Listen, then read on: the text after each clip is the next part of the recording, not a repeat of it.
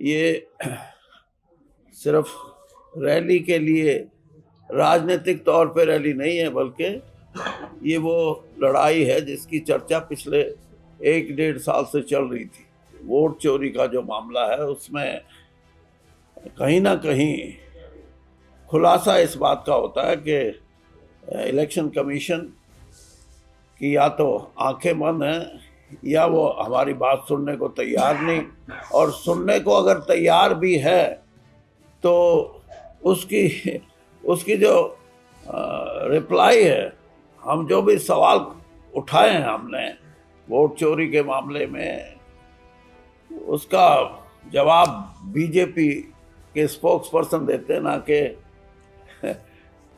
Election commission. 400 सीटों का दावा करने वाले लोग पार्लियामेंट के इलेक्शन में, उनका साफ इशारा इसी बात पे था जो आज हो रहा है। ये तो शुक्र ही है कि 240 पे सिमट गई है।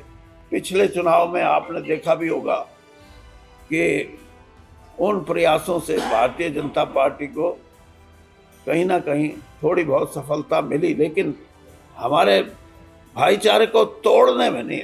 हम भाईचारे को कायम रखेंगे और इसके साथ साथ, जैसे मैंने कहा, बुद्धिजीवी वर्ग, युवा, इनके मन में ये है कि बीजेपी की इस सोच को अगर कोई पार्टी लड़के रोक सकती है तो वो कांग्रेस पार्टी है। तो कांग्रेस में जुड़ाव का भी सिलसिला इससे हमारा और मजबूत होगा। कुछ लोगों के प्रश्न थे कि कांग्रेस मजबूत क्यों नहीं है, तो कांग्रेस को मजबूती प्रदान करने के लिए ग्रास रूट लेवल तक नौजवानों को साथ जोड़ने के लिए, पार्टी के मेन संगठन में, मेन धारा में जोड़ने के लिए, एक नौजवान व्यक्ति कोई अगर कोई कार्य कर रहा है तो हमें उसकी मदद करनी चाहिए। लोगों की भावना नहीं, खुद बीजेपी ये कह रही थी कि कांग्रेस जीतेगी और कांग्रेस नहीं जीती। तो मैं तो ये मानता हूँ कि कहीं ना कहीं किसी ना किसी रूप में अगर संगठन होता तो ये नौबत नहीं आती। कि कांग्रेस पार्टी को सबसे बड़ा एडवांटेज ये रहा है हमेशा कि यहाँ हर आदमी को अपने विचारों की अभिव्यक्ति की पूरी छूट होती है।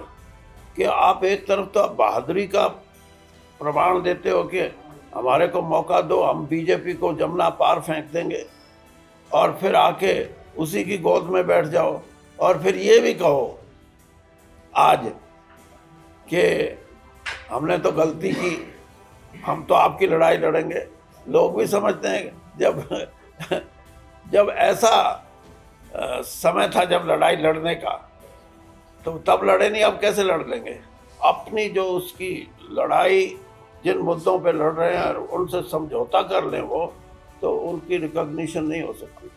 कोई राजनीतिक नेता अपनी मजबूरियों से कोई समझौता कर ले, उसकी रिकॉग्निशन नहीं हो सकती।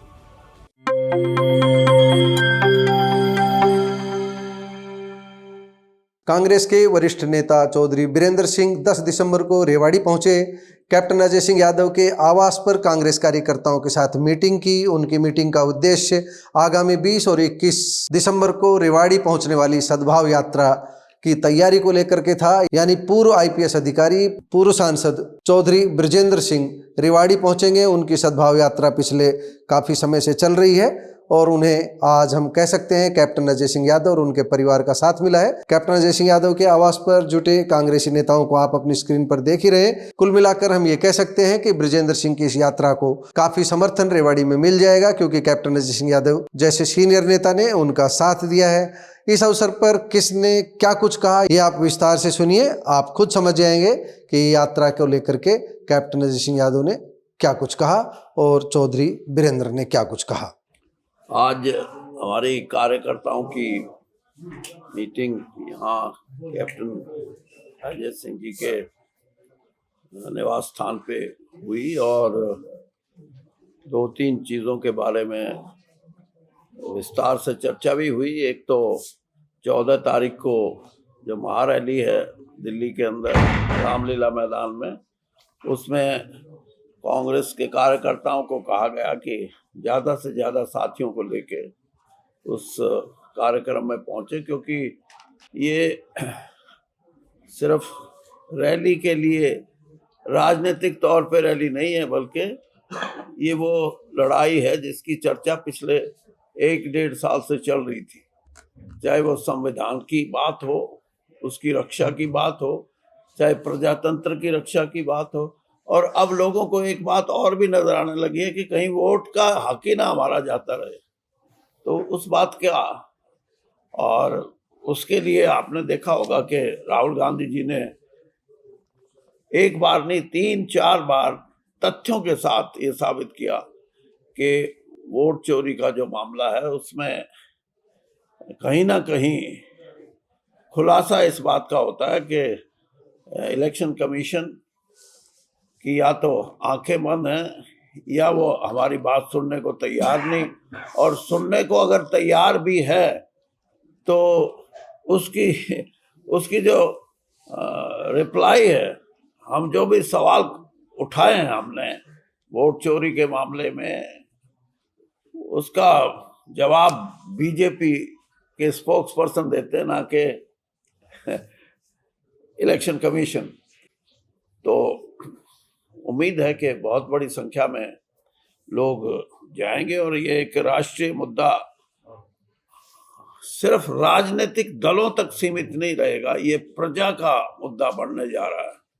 क्योंकि 1000 साल की गुलामी के बाद 80 साल हमारे को प्रजातंत्र में रहने का मौका मिला है, और कोई ऐसी परिस्थिति जो नजर आने लगी है कि कहीं प्रजातंत्र से ही हाथ ना धो बैठे ये देश, इस बारे में लोग सजग हैं। और राहुल जी ने जो प्रयास किए हैं उन प्रयासों से ही ये बात साबित हुई है।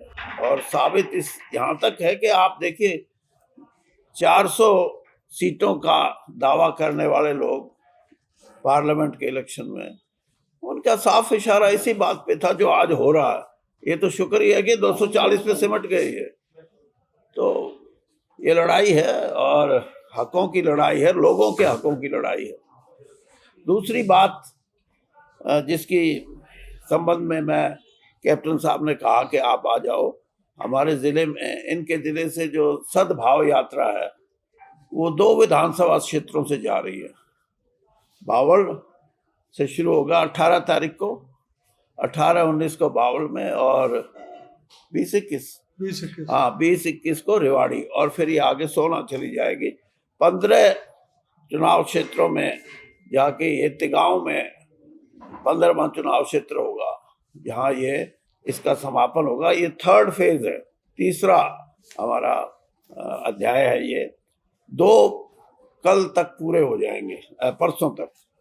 तो कम से कम ये लगा लिए कि आधी 90 में से 43 कॉन्स्टिट्यूंसी अगले महीने तक कवर हो जाएगी।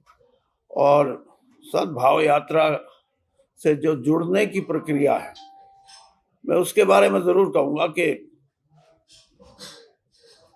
जो हरियाणा का बुद्धिजीवी वर्ग है या थोड़े से सचेत हैं लोग अपने हकों के प्रति, चाहे वो स्कूल के टीचर हैं, चाहे वो कॉलेज के प्रोफेसर हैं, चाहे डॉक्टर्स हैं, चाहे लॉयर्स वकील हैं, चाहे आर्किटेक्ट और दूसरे चार्टर्ड अकाउंटेंट, मतलब मेरा कहने का ये है कि जागरूक लोग इसको समर्थन दे रहे हैं। और हमारे को जो समर्थन है वो कुछ जिनको मैं जागरूक कहूँगा, लेकिन सरकारी कर्मचारी होने की वजह से वो खुले तौर पे इस यात्रा का हिस्सा नहीं बन सकते, लेकिन उनका भी बड़ा भारी समर्थन है। और समर्थन इसलिए है कि कहीं ना कहीं लोगों को लगने लगा कि हमारी जो एक पहचान है भाईचारे की, ये सद्भाव भी शब्द इसीलिए इस्तेमाल किया गया। ये सद्भाव का मतलब वननेस, और वननेस ये हमारी संस्कृति और सभ्यता का हिस्सा है, कोई नई बात नहीं है। जब से हजारों साल से, जब से ये रचना रची, गांव बने, कस्बे बने, शहर बने, तो उसका आधार ही ये था कि गांव में भी बसने वाले कितने ही लोग हों, किसी बिरादरी से संबंध रखते हो, किसी धर्म से उनका ताल्लुक हो, लेकिन गांव में रहने की उनकी एकता, उनका भाईचारा अपने आप में एक बहुत बड़ी मिसाल है। तो उसको लगता है कि प्रयास किए गए। पिछले चुनाव में आपने देखा भी होगा कि उन प्रयासों से भारतीय जनता पार्टी को कहीं ना कहीं थोड़ी बहुत सफलता मिली, लेकिन हमारे भाईचारे को तोड़ने में नहीं सक्षम रहे वो, क्योंकि आज भी गांव में बसने वाले हर बिरादरी के भाई की वही सोच है, एक रहने की, संयम से रहने की, और कम से कम उनके मन में यह जरूर है कि अगर हम इकट्ठा रहेंगे तो सब कुछ ठीक है, अगर हम में ही फूट हो गई तो कुछ भी ठीक नहीं। तो ये भावना है। और ब्रिजेंद्र सिंह मेरे बेटे हैं, उन्होंने राहुल गांधी जी से इस बारे में विस्तृत चर्चा करके और एक एजेंडा ड्रॉ किया, और उसका मतलब ये था कि सद्भाव यात्रा करें 90 के 90 चुनाव क्षेत्रों में पैदल। ब्रिजेंद्र सिंह नहीं, मैंने खुद कहा यार, मैंने कहा हम तो नहीं चल सकते भाई पैदल। तो वो कहने लगे आप चलो ना चलो, मैं 90 के 90 चुनाव क्षेत्रों में पैदल चलूंगा और मेरे साथी भी पैदल चलेंगे। तो ये इससे मुझे लगता है कि आने वाले समय में इसका प्रभाव दो तरीके का होगा। एक तो सामाजिक रूप से एक चेतना जगेगी कि हम किसी के भी बहकावे में कहिए या किसी की सोच का शिकार नहीं बनना चाहते।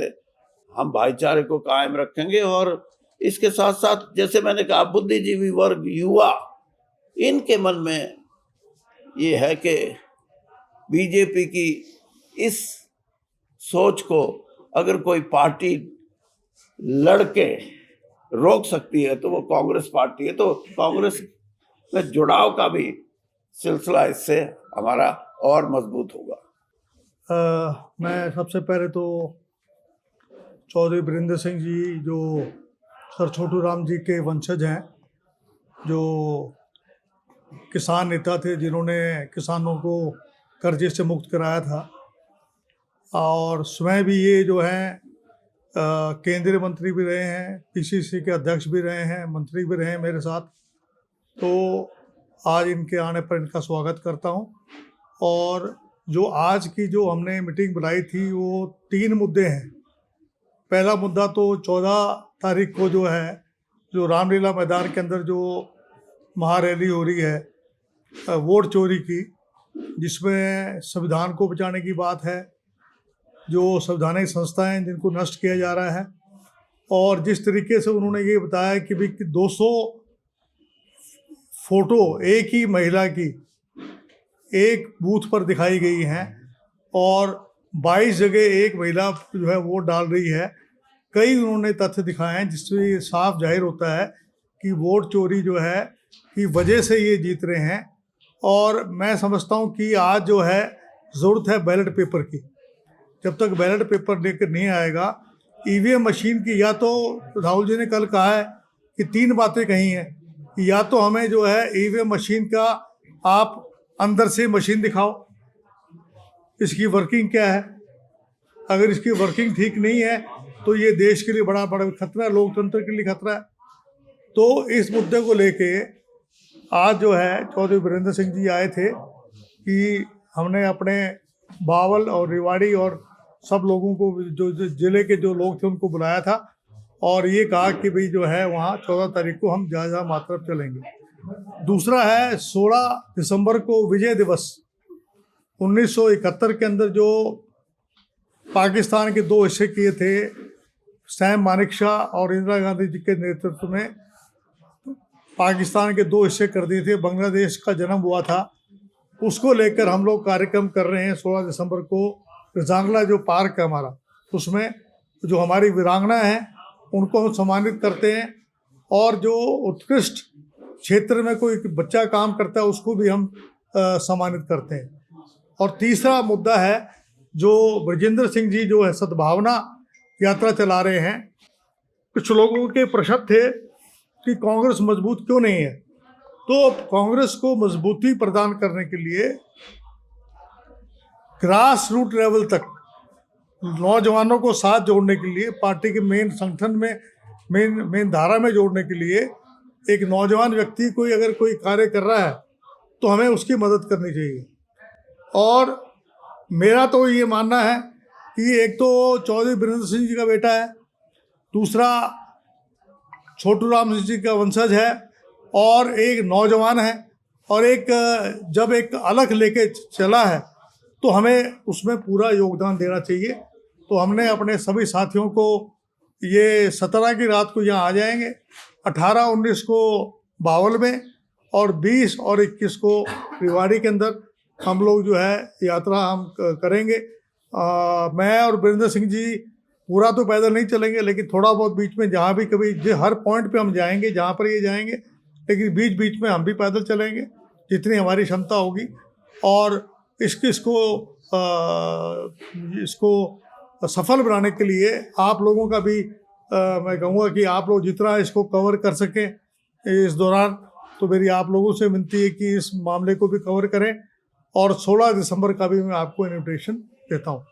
देखिए, कार्यकर्ता भी जो बात कह रहे हैं वो उसमें तथ्य तो है, लेकिन उसका कारण सबसे बड़ा ये है कि 11 साल तक कांग्रेस का संगठन ना बने, और फिर लोगों की भावना नहीं, खुद बीजेपी ये कह रही थी कि कांग्रेस जीतेगी और कांग्रेस नहीं जीती।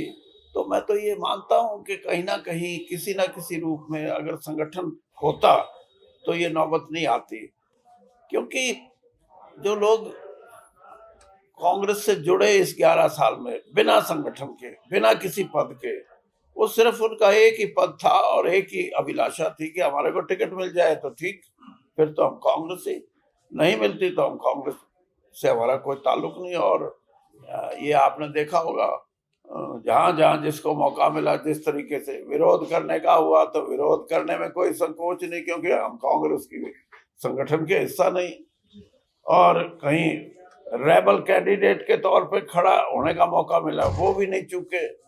तो इस तरह से जो आप कह रहे हो ये एक बड़ा कारण है, और बड़ा कारण इसलिए बन गया वो कि जब यानी रास्ता ही एक होगा। कांग्रेस पार्टी, क्योंकि मैं तो 10 साल बीजेपी में रहा हूं इसलिए मैं कंपेयर कर सकता हूं कि कांग्रेस पार्टी को सबसे बड़ा एडवांटेज ये रहा है हमेशा कि यहाँ हर आदमी को अपने विचारों की अभिव्यक्ति की पूरी छूट होती है, और आपस में विचारधारा के ऊपर हो या तथ्यों पे हो या किसी योजना पे हो, अपने विचार अलग रखने में कोई गुरेज नहीं करता। बीजेपी के तो अंग्रेजी में बोलते वो तो they are dumb driven cattle. मैंने तो खुद देखा, और मैंने तो कई बार इसकी पूरी व्याख्या भी की है कि किस तरीके से बीजेपी फंक्शन करती है। तो लेकिन मैं आपको इतना जरूर कहूँगा कि राहुल गांधी जी के जो एफर्ट्स हैं, अब उन्होंने आज से 4 महीने पहले बात ये कही थी कि हम समझते हैं इस चीज़ को कि संगठन ना होने की वजह से नुकसान हुआ है। तो अब पीसीसी प्रेसिडेंट भी बन गए, सीएलपी लीडर का भी चयन हो गया, और जिला अध्यक्ष भी बने हैं। तो आहिस्ता आहिस्ता संगठन रूप जो है उसका सही वो, और थोड़ा सा 2 महीने में, क्योंकि ये तो डेडलाइन यही है कि 2025 तक संगठन पूरा बनना चाहिए, सिर्फ हरियाणा नहीं सारे देश में। लेकिन हरियाणा में तो था ही नहीं, वहां तो हो सकता है दूसरे हिस्सों में तो उसमें कुछ तब्दीलियों के साथ हो या नए लोग जोड़ दिए जाए। यहाँ तो पूरा संगठन नया बनेगा, और संगठन नया बनने से ही जो आपके सवालों का जवाब पॉजिटिव आएगा, और नेगेटिव जो फैक्टर है वो नहीं रहेगा। देखिए, दरअसल तो ये था कि मेरी धर्मपत्नी के खिलाफ पहला चुनाव हारे वो, दूसरा चुनाव उन्होंने 47,000 वोट से जीता, 92,000 वोट आई, और जब रिजेक्शन हुई है तो अब उसकी 8,000 से नीचे जमानत जब्त हुई है। क्यों हुई है? उसके सबसे बड़ा कारण ये है कि आप एक तरफ तो बहादुरी का प्रमाण देते हो कि हमारे को मौका दो, हम बीजेपी को जमुना पार फेंक देंगे, और फिर आके उसी की गोद में बैठ जाओ और फिर ये भी कहो आज कि हमने तो गलती की, हम तो आपकी लड़ाई लड़ेंगे। लोग भी समझते हैं जब ऐसा समय था जब लड़ाई लड़ने का, तो तब लड़े नहीं, अब कैसे लड़ लेंगे। आज भी मैं आई अलर्ट कि उनकी नीयत लोगों की सेवा करने की नहीं थी, पैसे कमाने की थी, और वो उन्होंने कमाए हैं। पैसे कमाने का मतलब उन्होंने लूट की है। ये जो स्कैंडल आज आते हैं, राइस स्कैंडल फलाना, ये किसकी? तो ये सारी बातें लोग अब माफ नहीं करेंगे। बहुत हो चुका कि लोगों ने जिस उम्मीद से, और मैं आज ये भी कहता हूं कि सिर्फ जेजेपी की बात नहीं, कोई भी राजनीतिक दल अपनी जो उसकी लड़ाई जिन मुद्दों पे लड़ रहे हैं उनसे समझौता कर लें वो, तो उनकी रिकॉग्निशन नहीं हो सकती। कोई राजनीतिक नेता अपनी मजबूरियों से कोई समझौता कर ले, उसकी रिकॉग्निशन नहीं हो सकती। देखिए, बात यह है कि आपकी भी मेहरबानी है बीजेपी पे, तो ये तो ना कहो। और ये मेहरबानी थोड़ी थोड़ी हटा लो, क्योंकि ये मुद्दा, ये राष्ट्रीय मुद्दा बनेगा और लोगों का मुद्दा बनेगा, लोग उठेंगे। और जिस दिन लोगों ने ये उठना तो शुरू किया है, वो तो मैंने प्रमाण बता दिया, 400 से 240 पे आना। लेकिन अब आहिस्ता आहिस्ता परतें खुलने लग रही है कि इनकी परिभाषित जो नीति है, जिसको ये देश प्रेम और देश प्रेमी और पता नहीं कितनी बड़ी बड़ी अपनी खुद की देश के प्रति, लेकिन आज प्रजातंत्र के बारे में क्या विचार है इनके, आप देख लीजिए। कहाँ इलेक्शन कमीशन है? इलेक्शन कमीशन को कोई आदमी जिसको भगवान ने थोड़ी सी भी बुद्धि दी हो, वो भी ये समझता है कि इलेक्शन कमीशन अपना रोल ही नहीं अदा कर रहा। जब संवैधानिक संस्थाओं की हालत हो, जैसे कैप्टन साहब ने बताया, एक यही नहीं है, आप हर जगह आप ये देखोगे। इवन जो लोकसभा की प्रोसीडिंग्स हैं, राज्यसभा की प्रोसीडिंग है, मैं तो 12 साल रहा हूं मेंबर, यानी मैं खुद हैरान हूं कि उनका एजेंडा ये है ही नहीं कि फ्रूटफुल डिस्कशन हो हाउस में। उनका एजेंडा ये है ही नहीं कि कोई ऐसे सवाल जो उनको सूट ना करते हो उनके बारे में चर्चा हो। अब आप बताइए, यानी जब ये तय हो गया ऑल पार्टी मीटिंग में कि वोट चोरी पे चर्चा होगी, SIR पे चर्चा होगी, एक एडिशनल फैक्टर डाल दिया, वो 1876 की वंदे मातरम। ये यानी इन चीजों से आप अंदाजा नहीं, ये फैक्ट है कि ये हर चीज को डिल्यूट करने के लिए जो बेसिक जो विधानसभा या राज्यसभा या लोकसभा की कार्रवाई है, उससे डिबेट करने की कोशिश करते हैं। और ये बातें मैं इसीलिए का परतें खुल रही हैं, खुलेंगी।